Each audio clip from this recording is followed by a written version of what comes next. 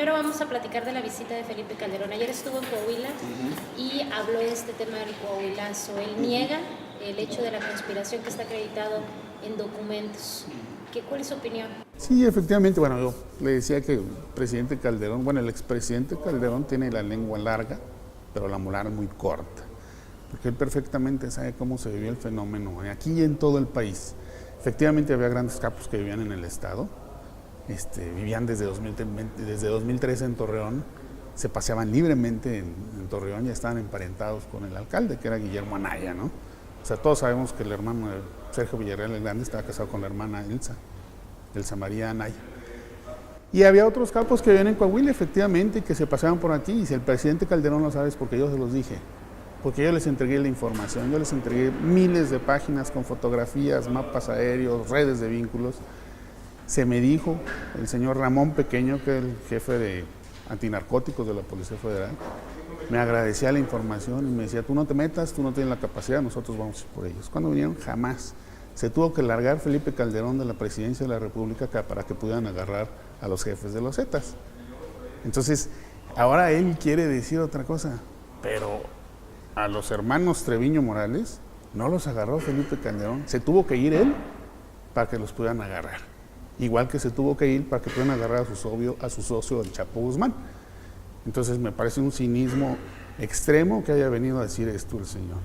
Me parece que quieren engañar a los coahuilenses y espantarlos con el petate del muerto. Yo no escuché ninguna propuesta, yo escuché una rencilla personal de Felipe Calderón con Humberto Moreira porque no dejó que ganara a su hermana en Michoacán. Ese es el tema. ¿En qué año se entregó la documentación que usted menciona? ¿Era usted fiscal y él era el presidente de la República? Así es, desde que yo era procurador, a partir del año 2007-2008 empezamos a llevar información. Elaboramos un mapa del estado con las rutas de trasiego, con las rutas de tránsito. El señor gobernador en aquel entonces se entrevistó con el presidente y personalmente le entregó ese mapa.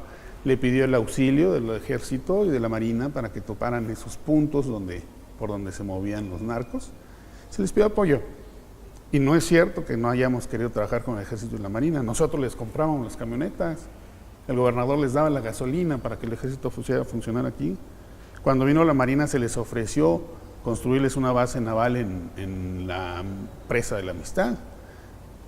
Cuando estuvimos trabajando como fiscales, todavía con el procurador Chávez, acordamos la creación de un área conjunta de trabajo, Durango, Coahuila y la Federación en La Laguna. La Universidad Autónoma de Coahuila nos iba a donar un edificio para poner ahí la base de operaciones y el presidente la vetó. Entonces, estábamos solos en la lucha contra el narco y lo que hacíamos con el ejército es porque nosotros los apoyábamos. ¿Y a quién correspondía esta actuación en tema de delincuencia organizada en ese momento? Siempre le ha correspondido a la Federación. El tema de delincuencia organizada, narcotráfico, tráfico de armas, lavado de dinero, siempre ha sido competencia de la Federación. Los estados éramos sus auxiliares y todos estuvimos dispuestos a entrarle. Y me parece una visión bastante sesgada y engañosa decir que en Coahuila pasaban las cosas. Felipe Calderón entregó un México incendiado, porque el problema se dio en todos los estados del país. Y el problema muy grave en Jalisco, por ejemplo, y en Guanajuato, gobernados por el PAN, pero ahí sí se callaba, ahí decían que no pasaba nada, ¿no? Entonces la situación en Coahuila estaba así por la omisión del presidente Felipe Calderón. Definitivamente hubo graves omisiones del presidente y yo estoy seguro que él daba órdenes de que no nos ayudaran. Yo creo que él específicamente tenía interés en que aquí fallara.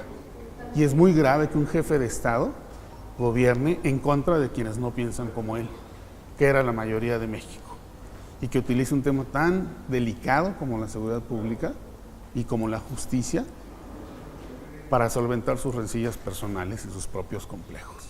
Licenciado, el caso de Allende es otro tema que usted nos había proporcionado material donde también se le informó al gobierno federal. ¿Qué pasó en Allende? ¿Tampoco hizo caso a la petición de actuación en aquella región? Y efectivamente tampoco hicieron absolutamente nada.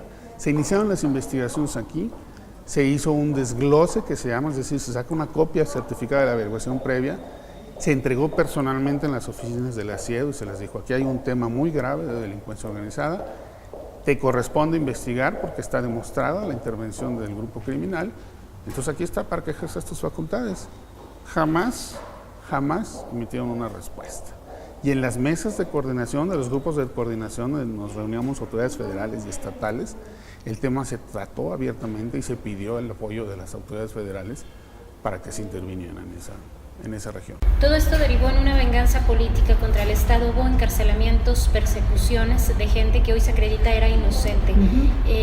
¿Cuál fue la situación de Jesús Torres Charles? ¿Renunció precisamente por esa situación? ¿Qué pasó en aquel entonces? Sí, bueno, efectivamente el presidente Calderón tenía interés en que yo no siguiera en el cargo. Entonces le dijo al gobernador, antes al gobernador le dijo que había señalamientos contra mí, y el gobernador le preguntó que qué pruebas tenía. Dijo, no, bueno, pruebas no tengo, son dichos. Y el gobernador le contestó, bueno, también dicen que usted está metido con el Chapo, y pues no por eso le van a pedir su renuncia, ¿verdad? Porque no hay pruebas.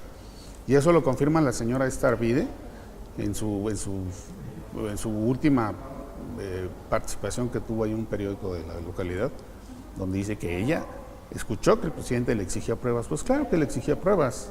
El problema es que como no las tuvo, las mandó a hacer. Y entonces manda a sus gentes del Asiedo a fabricar aquí un caso.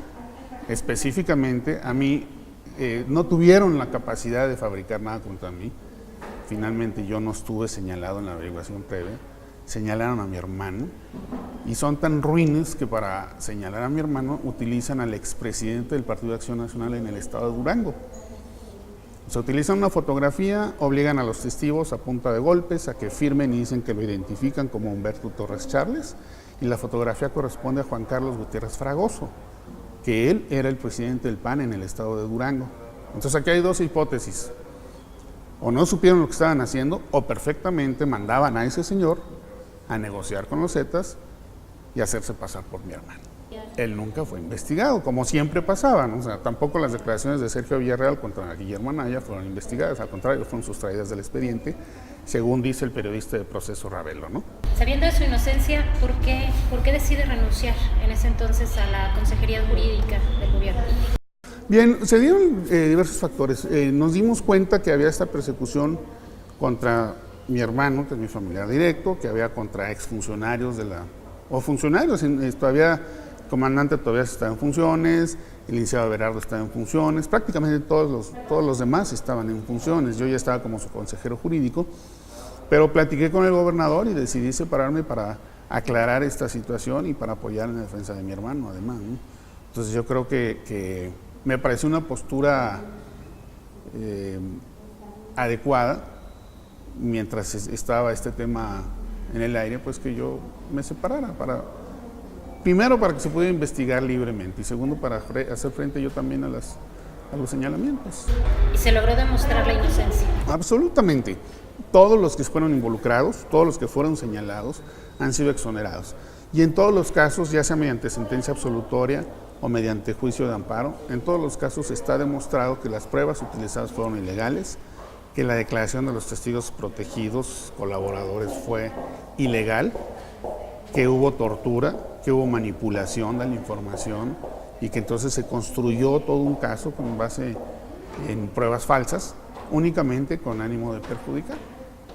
Sin embargo, a pesar de demostrar inocencia, pues hubo daños graves, daño moral, daño económico. ¿Qué perdió Jesús Torres Charles en todos estos años? Pues yo creo que perdí mucho tiempo de trabajo. O sea, yo me dediqué a trabajar toda la vida. Mis hijos son de aquí he construido mi carrera, todo el mundo me conoce.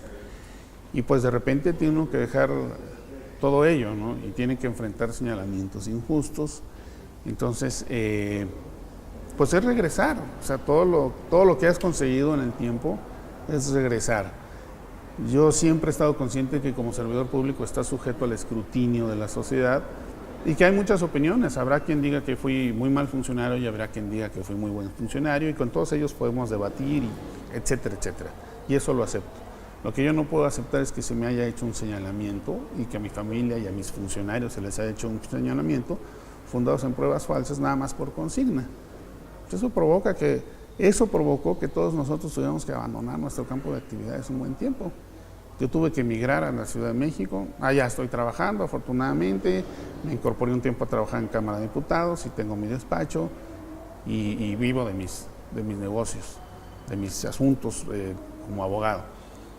Pero finalmente es una carrera que se fue un poquito como que perdiendo, ¿no?